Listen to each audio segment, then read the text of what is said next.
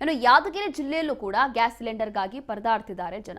ಅಡುಗೆ ಅನಿಲ ಸಿಗದೆ ಇರಬಹುದು ಅನ್ನುವಂತಹ ಆತಂಕದಲ್ಲಿ ಈಗ ಜನತೆ ಇದ್ದಾರೆ.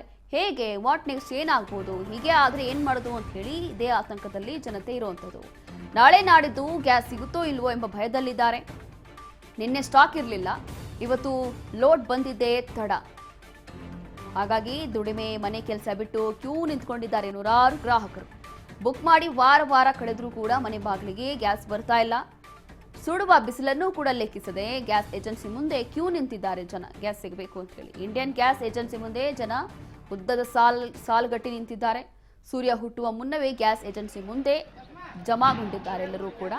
ಗ್ಯಾಸ್ ತುಂಬಿದ ಲಾರಿ ಬರ್ತಾ ಇದ್ದಂತೆ ಗಾಡಿಯತ್ತ ಜನ ಓಡೋಡಿ ಹೋಗಿದ್ದಾರೆ. ಸುರಪುರದಲ್ಲಿ ನಡೆದಿರುವಂತಹ ಘಟನೆ ಇದು. ಸುರಪುರದಲ್ಲಿ ಎದುರಾಗಿರುವಂತಹ ಅಡುಗೆ ಅನಿಲದ ಸಮಸ್ಯೆ. ಹಾಗಾಗಿ ಸುಡುವ ಬಿಸಿಲಿದ್ರೂ ಕೂಡ ಇಲ್ಲಿ ಗ್ಯಾಸ್ ಸಿಲಿಂಡರ್ ಸಿಗ್ತಾ ಇಲ್ಲ ಅಂತ ಹೇಳಿ ಗ್ಯಾಸ್ ಸಿಲಿಂಡರ್ ಏಜೆನ್ಸಿ ಕಚೇರಿಗಳ ಮುಂದೆಯೇ ಜನ ಇಲ್ಲಿ ಕ್ಯೂ ಆಗಿ ನಿಂತ್ಕೊಂಡು ತಗೊಳ್ತಾ ಇದ್ದಾರೆ. ನಾಡಿದ್ದು ಕೂಡ ಏನಾದರೂ ಗ್ಯಾಸ್ ಸಿಕ್ಕಿಲ್ಲ ಅಂತಂದರೆ, ಸಿಲಿಂಡರ್ ಸಿಕ್ಕಿಲ್ಲ ಅಂತಂದರೆ ಮತ್ತು ಇನ್ನೂ ಸಮಸ್ಯೆ ಆಗ್ಬೋದು. ದುಡಿಮೆ ಮನೆ ಕೆಲಸ ಎಲ್ಲವೂ ಕೂಡ ಬಿಟ್ಟು ನಾವು ಇಲ್ಲಿ ಬಂದು ನಿಂತ್ಕೊಂಡಿದ್ದೀವಿ. ಅದರಲ್ಲೂ ಕೂಡ ನೋಡಿ, ಬೆಳಗ್ಗಿನ ಜಾವ ಹೋಗಿ ಕ್ಯೂ ಜಾಸ್ತಿ ಇರುತ್ತೆ ಅಂತ ಹೇಳಿ ಬೆಳಗ್ಗಿನ ಜಾವ ಹೋಗಿ ನಿಂತ್ಕೊಂಡಿದ್ದಾರಂತೆ. ನಿಂತ್ಕೊಂಡು ಇಂಡಿಯನ್ ಗ್ಯಾಸ್ ಏಜೆನ್ಸಿ ಕಚೇರಿ ಮುಂದೆ ಹೋಗಿ ಗ್ಯಾಸ್ ಸಿಲಿಂಡರ್ಗಳನ್ನು ತಾವೇ ಖುದ್ದು ಮನೆಗಳಿಗೆ ತಗೊಂಡು ಹೋಗ್ತಾ ಇದ್ದಾರೆ. ಇಷ್ಟು ದಿನ ಆದರೂ ಕೂಡ ಸಿಗ್ತಾ ಇಲ್ಲ ಅಂತ ಹೇಳಿ.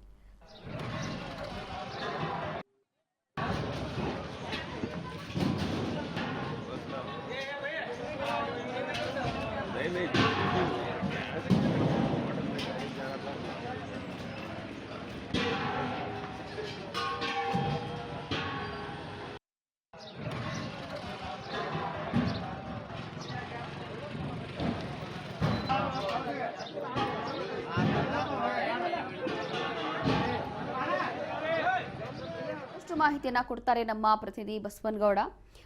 ಇಲ್ಲಿ ನೋಡ್ತಾ ಇದ್ವಿ, ಒಂದು ಕಡೆ ರಾಜ್ಯದಲ್ಲಿ ಯಾವ ಪರಿಸ್ಥಿತಿ ಇದೆ, ಅದರಲ್ಲೂ ಕೂಡ ದಿನ ಕಳೀತಾ ಇದ್ದಂತೆ ಗ್ಯಾಸ್ ಸಿಗುತ್ತಾ ಇಲ್ವೋ ಅಂತ ಹೇಳಿ ಭಯ ಶುರುವಾಗ್ಬಿಟ್ಟಿದೆ. ಈಗ ಯಾದಗಿರಿ ಜಿಲ್ಲೆಯಲ್ಲೂ ಕೂಡ ಇದೇ ಪರಿಸ್ಥಿತಿ. ಇನ್ನು ಇಲ್ಲಿರುವಂತಹ ಜನ ಯಾವ ರೀತಿಯಾಗಿ ಸಮಸ್ಯೆಗಳನ್ನು ಫೇಸ್ ಮಾಡ್ತಾ ಇದ್ದಾರೆ, ಏನ್ ಮಾಡ್ಬೋದು, ಮುಂದೆ ಏನಾಗ್ಬೋದು, ಇನ್ನು ಈ ಗ್ಯಾಸ್ ಏಜೆನ್ಸಿ ಅವರು ಈ ಟೈಮಲ್ಲಿ ಏನ್ ಹೇಳಿದ್ದಾರೆ ಇವ್ರಿಗೆಲ್ಲ ಅಂತ? ರೋಶಿನಿ, ಏನು ಯಾದಗಿರಿಯಲ್ಲಿ ಏನು ಇಸ್ರೇಲ್ ಮತ್ತು ಅಮೆರಿಕ ಜಂಟಿ ಯುದ್ಧ ಹಿನ್ನೆಲೆಯಲ್ಲಿ ಏನು ಯಾದಗಿರಿ ಜಿಲ್ಲೆಯ ಜನರು ಅಡಿಗೆ ಸಿಲಿಂಡರ್ಗಾಗಿ ಪೀಕಾಟ ಕೂಡ ನಡೆದ ಇದೆ. ಅಂದ್ರೆ ಯಾದಗಿರಿ ಜಿಲ್ಲೆಯ ಸುರಪುರ ತಾಲೂಕಿನ ನಗರದ ಇಂಡಿಯನ್ ಗ್ಯಾಸ್ ಏಜೆನ್ಸಿ ಮುಂದೆ ಕ್ಯೂ ಹಚ್ಚಿ ಸಾಲಗಟ್ಟಲೆ ನಿಂತ ಜನರಿಗೆ ಶಾಕ್ ಆಗ್ತಾ ಇದೆ. ಇವತ್ತು ಸಿಗುತ್ತೆ, ನಾಳೆ ಸಿಗುತ್ತೆ ಎಂಬುದು ಕೂಡ ಕಾದ್ ನೋಡ್ತಾ ಇದ್ದಾರೆ. ಹಾಗಾಗಿ ದಿನನಿತ್ಯ ಬಳಸುವಂತ ಈ ಗ್ಯಾಸ್ಗಾಗಿ ಪೀಕಾಟ ನಡೆದಂತಾನೆ ಹೇಳ್ಬೋದು ರೋಶಿನಿ. ಇನ್ನು ಜನ ಏನ್ ಹೇಳ್ತಿದ್ದಾರೆ ಇಲ್ಲಿ ಅಂತ, ಅದರಲ್ಲೂ ಕೂಡ ನೋಡಿ ಬೆಳಗ್ಗಿನ ಜಾವದಿಂದನೇ ಹೋಗಿ ನಿಂತ್ಕೊಂಡಿದ್ದಾರಂತೆ. ಅದರಲ್ಲೂ ಕೂಡ ನಿನ್ನೆ ಸ್ಟಾಕ್ ಇರಲಿಲ್ಲ, ಇವತ್ತು ಲೋಡ್ ಎಲ್ಲವೂ ಕೂಡ ಸ್ವಲ್ಪ ಲೇಟ್ ಆಗಿ ಬಂದಿದೆ ಅಂತೇಳಿ. ಎಷ್ಟು ಜನ ಇದ್ದಾರೆ, ಸುತ್ತಮುತ್ತ ಎಷ್ಟು ಮನೆಗಳಿರ್ಬೋದು, ಇವರಿಗೆಲ್ಲ ಬೇಕಾಗಿರೋಷ್ಟು ಸಿಲಿಂಡರ್ಗಳು ಸಿಗ್ತಿದ್ಯಾ ಇವಾಗ? ಸುಮಾರು ತಾಲೂಕಾದ್ಯಂತ ಈ ಪೀಕಾಟ ನಡೆದಂತಾನೆ ಹೇಳ್ಬೋದು. ಹಾಗಾಗಿ ಅಂದ್ರೆ ದಿನನಿತ್ಯ ಬಳಸುವಂತ ಈ ಗ್ಯಾಸ್, ಊಟಕ್ಕಾಗಿ ಬಳಸಿರುವಂತ ಗ್ಯಾಸ್ ಬೇಕಾಗುತ್ತೆ. ಹಾಗಾಗಿ ಪ್ರತಿ ಮನೆಗೂ ಗ್ಯಾಸ್ ಬೇಕಾಗಿರುತ್ತೆ. ಹಾಗಾಗಿ ಜಿಲ್ಲಾಧಿಕಾರಿಗಳು ಕೂಡ ಸಭೆ ನಡೆಸಿದ್ದಾರೆ. ಖಡಕ್ ಆಗಿ ಹೇಳಿದ್ದಾರೆ, ಗ್ಯಾಸ್ ಏಜೆನ್ಸಿಗಳಿಗೆ ಸಭೆ ಕರೆದು, ಅಧಿಕಾರಿಗಳಿಗೆ ಸಭೆ ಕರೆದು ಖಡಕ್ ಆಗಿ ಎಚ್ಚರಿಕೆ ನೀಡಿದ್ದಾರೆ. ಯಾರಿಗೆ ತೊಂದರೆ ಆಗದಂತೆ ಗ್ಯಾಸ್ ಸಪ್ಲೈ ಮಾಡಬೇಕು, ಇಲ್ಲದಿದ್ದರೆ ಅವ್ರ ಮೇಲೆ ಕ್ರಮ ಕೈಗೊಳ್ಳುತ್ತೇವೆ ಎಂಬುದು ಕೂಡ ಜಿಲ್ಲಾಧಿಕಾರಿಗಳು ಸ್ಪಷ್ಟನೆ ಕೂಡ ಬಹಳ ಖಡಕ್ ಆಗಿ ಎಚ್ಚರಿಕೆ ನೀಡಿದ್ದಾರೆ ಅಂತಾನೆ ಹೇಳ್ಬೋದು ರೋಶಿನಿ.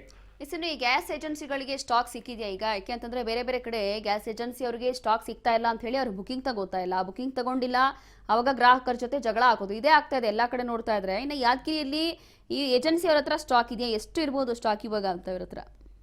ರೋಶಿನಿ, ಏನು ಕೆಲವು ಏಜೆನ್ಸಿಗಳ ಹತ್ರ ಗ್ಯಾಸ್ ಸರಬರಾಜು ಮಾಡ್ತಾ ಇದ್ದಾರೆ, ಕೆಲವು ಏಜೆನ್ಸಿಗಳ ಹತ್ರ ನಾಳೆ ಕೊಡ್ತೀವಿ, ನಾಡ್ದು ಕೊಡ್ತೀವಿ ಅಂತ ಹೇಳಿ ಜನರಿಗೆ ಹೇಳ್ತಾ ಇದ್ದಾರೆ. ಹಾಗಾಗಿ ಜನರಲ್ಲಿ ಎಲ್ಲೋ ಒಂದ್ ಕಡೆ ಭಯ ಆಗ್ತದೆ. ಯಾಕಂದ್ರೆ ಎಲ್ಲರೂ ಗ್ಯಾಸ್ ಮೇಲೆ ಅವಲಂಬಿತರಾಗಿದ್ದಾರೆ. ಹಾಗಾಗಿ ಎಲ್ಲೋ ಒಂದ್ ಕಡೆ ಜನರಿಗೆ ಸಿಗುತ್ತಾ ಸಿಗಲ್ಲ ಎಂಬುದು ಕೂಡ ಭಯ ಆಗಿದೆ. ಹಾಗಾಗಿ ಜಿಲ್ಲಾಧಿಕಾರಿಗಳು ಯಾವ ರೀತಿ ಜಿಲ್ಲೆಯಲ್ಲಿ ಜನರಿಗೆ ಗ್ಯಾಸ್ ನೀಡಲು ಮುಂದಾಗ್ತಾರೆ, ಸಮಸ್ಯೆಯನ್ನು ಕ್ಲಿಯರ್ ಮಾಡ್ತಾರೆ ಎಂಬುದು ಕೂಡ ಕಾದ್ ನೋಡ್ಬೇಕಾಗುತ್ತೆ ರೋಶಿನಿ. ಥ್ಯಾಂಕ್ ಯು ಬಸವನಗೌಡ ಪಾಟೀಲ್ ನಿಮ್ಮೆಲ್ಲ ಮಾಹಿತಿಗಾಗಿ. ಇಲ್ಲಿ ಬೇರೆ ಜಿಲ್ಲೆಗಳಲ್ಲೂ ಕೂಡ ಸಮಸ್ಯೆ ಆಗ್ತಾ ಇದೆ. ಇನ್ನ ಹಲವು ಜಿಲ್ಲೆಗಳಲ್ಲಿ ಆಗ್ತಾ ಇರುವಂಥದ್ದು ಗ್ಯಾಸ್ ಏಜೆನ್ಸಿಗಳಿಗೆ ಈಗ ತಲೆನೋವಾಗ್ಬಿಟ್ಟಿದೆ.